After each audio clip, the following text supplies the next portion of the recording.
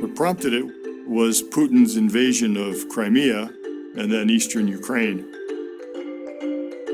The question that came up was, what could Russia potentially do to NATO? We didn't want to spend a year building a computer simulation before we could start getting results. So gaming was the ideal analytical tool. We've conducted 18 of these games involving players from across the Department of Defense, U.S. commands in Europe, and also NATO allies. What we found out was pretty unambiguous. Russian forces could basically reach the capitals of Latvia and Estonia 36 to 60 hours after the war started. It was a rather shocking finding. The Russians were bringing about 450 tanks to the fight. NATO was bringing none. And then there's simple geography. It's only 135 miles or 27 hours from Pskov to Riga, and that's if they move at 5 miles an hour, which is slower than the Washington Beltway on Thanksgiving weekend. Ultimately, the point is not to fight Russia and win.